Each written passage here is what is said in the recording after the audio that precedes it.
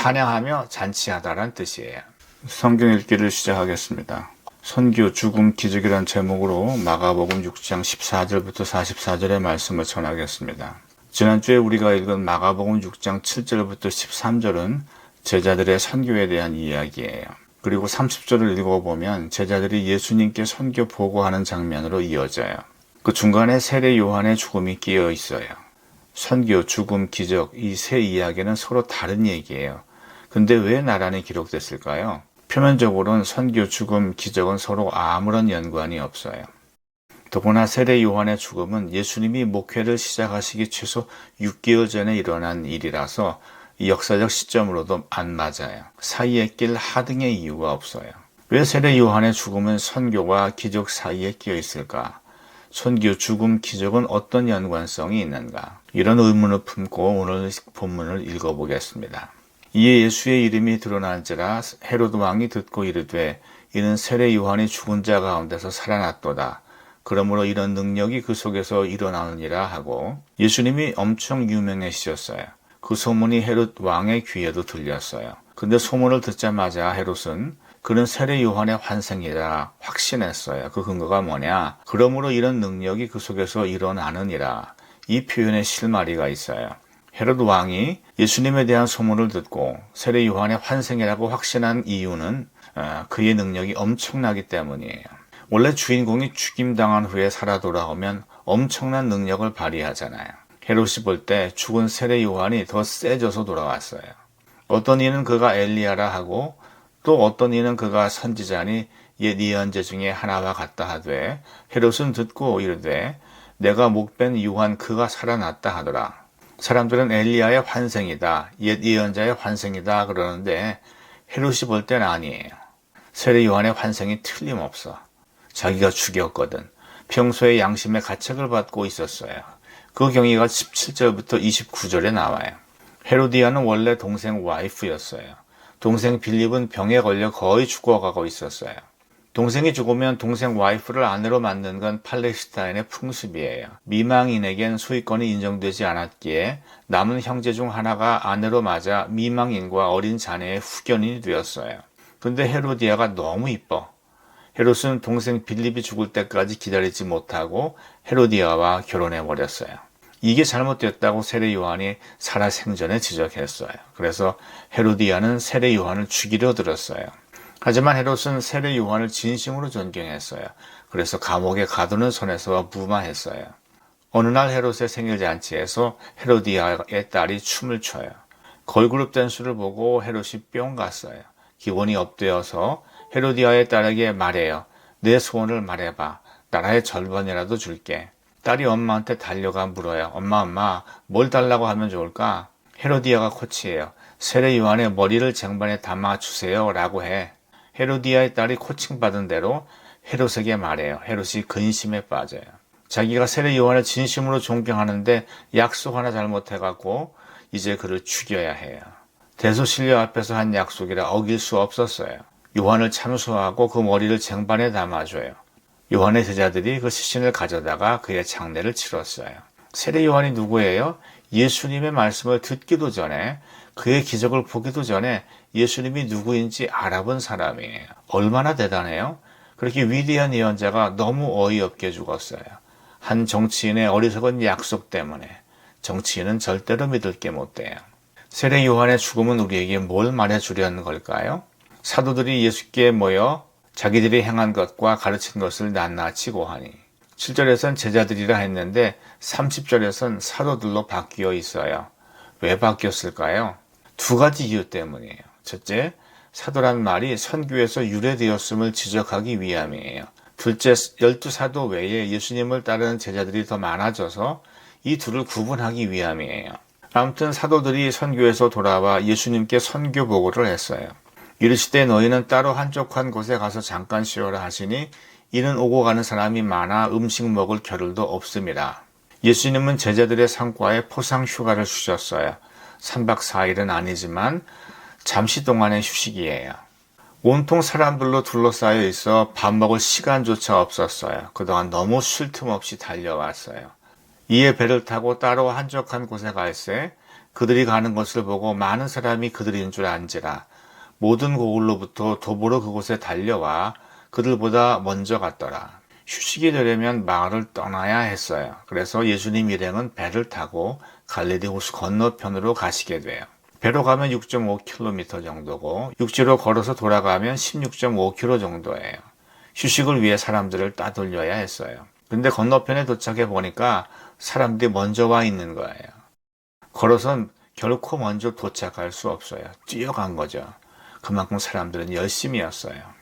달콤한 휴식 계획이 깨졌어요. 이 상황을 예수님은 이렇게 묘사하셨어요. 예수께서 나오사 큰 무리를 보시고 그 목자 없는 양 같음을 인하여 불쌍히 여기사 이에 여러 가지로 가르치시더라. 목자 없는 양은 우리에겐 익숙하지 않은 개념이에요. 무슨 뜻일까요? 첫째, 목자 없는 양은 목적지를 몰라요. 둘째, 목자 없는 양은 필요를 채우지 못해요. 팔레스타인은 풀 많은 곳이 귀해요. 물까지 있는 곳은 더 귀해요. 목자 없는 양은 굶어 죽거나 목말라 죽어요. 셋째, 목자 없는 양은 위험에 취약해요. 맹수나 도적의 먹잇감이 돼요. 고인물엔 독이 든 경우가 많았는데 이걸 마시고 죽을 수 있었어요. 목자 없는 양은 안전하지 않았어요. 목자 없는 양은 끝이에요. 죽었다고 보면 돼요. 그러니 목자 없는 양이 뭘 뜻하냐? 유대인들의 영적 굶주림과 위험을 뜻해요. 그래서 예수님의 처방이 뭐냐? 여러 가지 말씀을 주셨어요. 예수님의 최고 선물은 말씀이에요. 때가 저물어 가매 제자들이 예수께 나와 여짜오되 이곳은 빈들이요 날도 저물어 가니 무리를 보내어 두루 촌과 마을로 가서 무엇을 사 먹게 하옵소서. 말씀이 너무 달아서 시간 가는 줄 몰랐어요. 벌써 해가 질 때가 됐어요. 예수님도 제자들도 사람들도 다 쫄쫄 굶었어요. 제자들이 예수님께 그래요. 이 사람들 밥도 못 먹었을 텐데 마을로 가서 뭐라도 사 먹게 하면 어떨까요? 아주 좋은 제안이에요. 그런데 예수님은 엉뚱한 대답을 하세요.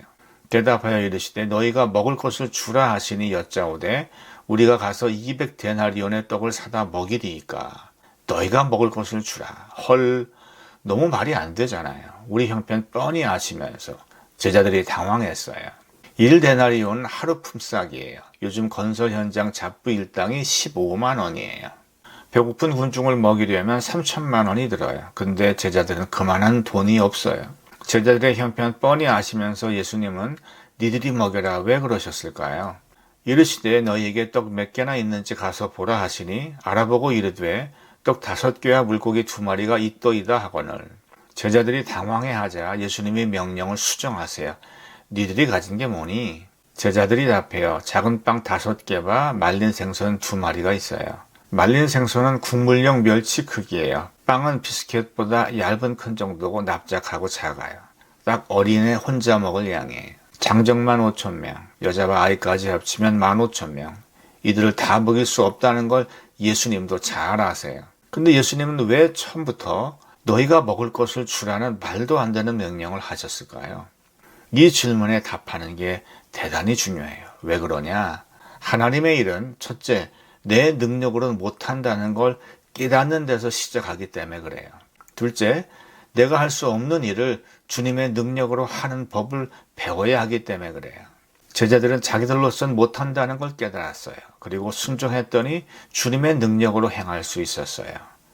기적의 단순 목격자에서 기적의 호스트, 주인공이 된 거예요. 예수께서 떡 5개와 물고기 2마리를 가지사 하늘을 우러러 축사하시고 떡을 떼어 제자들에게 주어 사람들에게 나누어 주게 하시고 또 물고기 2마리도 모든 사람에게 나누어 주시매. 축사하시고는 히라보로 율로게어예요. To praise, 찬양하다. To celebrate with praises, 찬양하며 잔치하다라는 뜻이에요. 15,000명을 먹여야 하는데 달랑 키즈밀 1인분 가지고 찬양이 나와요? 잔치할 기분이 나요? 이 상황에 찬양하며 잔치할 기분이 나는 게 오히려 이상하지 않아요? 예수가 미쳤어요. 근데 미친 것과 하나님을 신뢰하는 것은 비슷해요. 요한을 보면 그 음식을 가져온 게 어린이에요. 한참 먹을 거 좋아할 나이인데 아이가 미쳤어요. 자기가 먹을 걸 들었으니. 제자들도 미쳤어요. 아이가 준다고 그걸 받아? 어른이? 예수님도 그걸 받아서 그 키즈밀 1인분을 놓고 찬양하며 잔치하는 기도를 드려요. 예수님이 제일 미쳤어요. 하지만 미치지 않고선 아무 일도 일어나지 않아요. 1인분 음식 갖고 혼자 먹으면 그걸로 끝이에요. 다 배불리 먹고 남은 떡 조각과 물고기를 12바구니에 차게 거두었으며 떡을 먹은 남자는 5,000명이었더라. 5,000명은 20세 이상의 남성만 센 거예요. 여자와 아이는 사람이 아니에요. 그래서 사람 수에 포함되지 않아요. 여자와 아이를 포함하면 최소 15,000명이에요. 이들이 모두 배불리 먹었어요. 그리고 남은 음식이 12바구니였어요. 바구니는 50에서 70리터짜리예요. 한 바구니에 담긴 걸로도 수백 명을 먹일 수 있는 크기예요. 그게 12개예요. 12는 이스라엘 전체를 상징해요. 예수님 말씀만 들으면 모든 이스라엘 사람은 더 이상 영적 궁핍에 시달리지 않게 돼요. 하나님의 일을 한다고 할 때 내가 뭘 할 수 있나 막막해져요. 내가 하는 작은 헌신이 과연 하나님의 나라에 얼마나 도움이 될까 의문이 들기도 해요. 하지만 아무리 작은 재능, 힘, 물질이라도 주님께 드릴 때 세상을 변화시키는 큰 힘이 돼요. 급식 기적은 사복음서에 모두 기록되었어요. 그만큼 제자들의 마음에 강한 인상으로 남았어요. 이 위대한 기적은 어린이가 자기 도시락을 드림으로 시작됐어요. 그리고 제자들의 순종으로 완성됐어요. 이 세 개의 별개 사건을 꿰뚫는 공통점은 바로 순종이에요. 제자들은 선교에서 주님의 보내심에 순종했을 때 예수님과 같은 권능을 발휘했어요. 세례 요한은 하나님께 순종했고 그의 죽음은 순종하는 삶의 연장이에요. 오병이어의 기적은 불합리한 명령에도 불구하고 순종한 결과예요. 서로 다른 이 세 사건을 관통하는 공통점은 바로 순종이에요. 순종하는 자에게 권능이 나타나요. 순종하는 자에게 순교의 영광이 나타나요. 순종하는 자에게 기적이 나타나요.